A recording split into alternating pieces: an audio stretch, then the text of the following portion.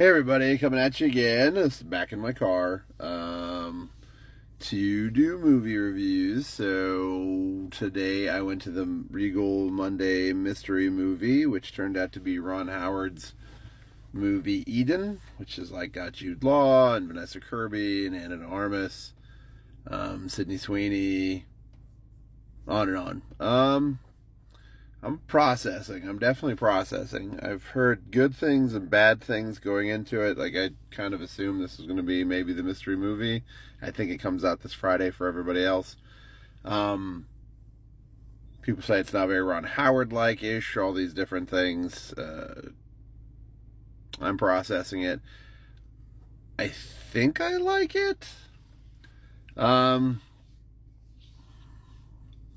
I think I like it in a very philosophical way.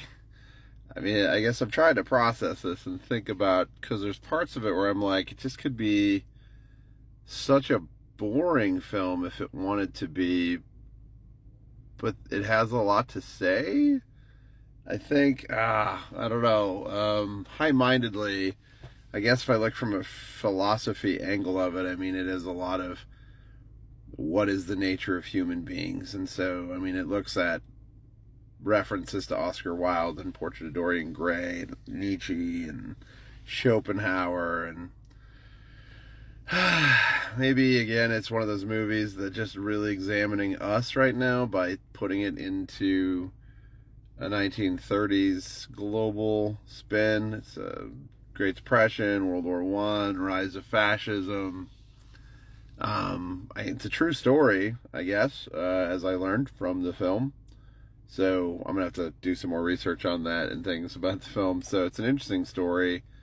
I would say if you're going to see it, be prepared for what I would say would be, again, going high-minded here, philosophy-wise, a lot of those kind of dark satire literature from like the early, I don't know, 1950s, 1900s, even beyond. So, Slam to the Slaughter by Roald Dahl, Lord of the Flies by Golding, A Modest Proposal, heck, even The Shining. I would say it's as if Hemingway wrote a M. Night Shyamalan movie. How's that? I keep in my mind Eden. I kept going back. If you've never read Garden of Eden, published by Hemingway, or not published by him, but published after his death, it gives me that kind of feel about like the darkness of what human beings do to one another when trapped together in boredom and isolation, feeling like they can run from the worst of humanity, but realizing you can never escape the worst of humanity because we are part of the worst of humanity, if that makes any sense. They're obviously running away from 1930s Germany and human nature to write a book about human nature, but in the reality they carry human nature. And there's lots of references to it, this idea that war is the worst of humanity, and there's a line, I can't quite quote it, but war is the realization of the actuality of humanity. Like, we spend most of our lives pretending we're not violent creatures. In reality, they bring it up in the film too. We kill, we lust, I mean, again, if you want to go another reference, I guess Seven, Kevin Spacey's character in Seven, and the nature of what Morgan Freeman's talking about in Seven. It plays a lot in this. Again, high-mindedly, I saw a lot of it as Plato. Plato talked about how we devolve from human beings into democracy, and then democracy will inevitably fall out of fear, and we'll gather ourselves around a demagogic leader who will turn us into tyranny. And then tyranny will be the end of the civilization. And they mention that in the film too. Democracy to fascism to war.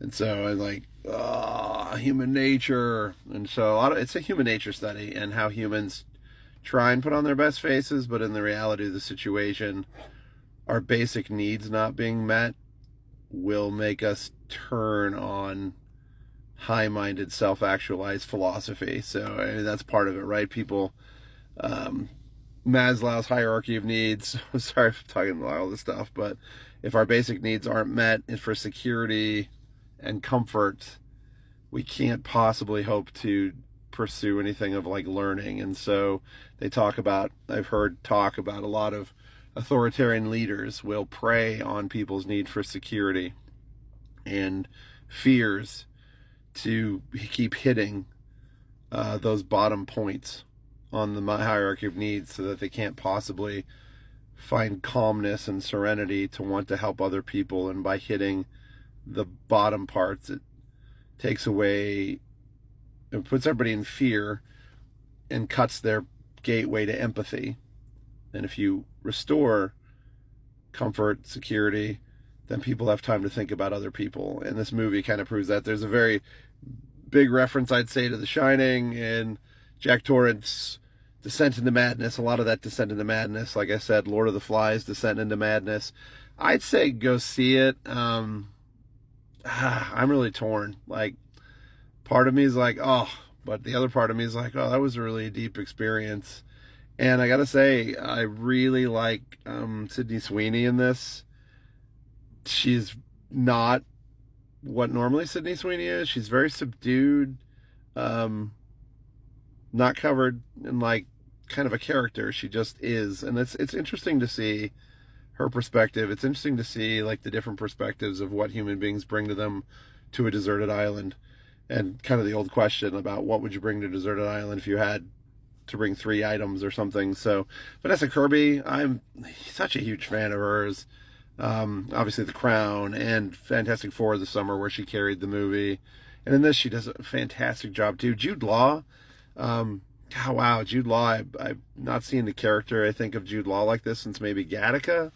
So, I mean, still better than The Brutalist by any measure. I'm gonna have to think about it a while.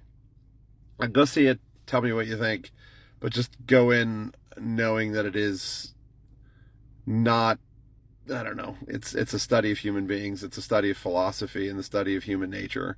Understand that. So like I said, if you like books like, or short stories like The Dangerous Game, or you like short stories like Lamb for the Slaughter, this is going to be right up your alley.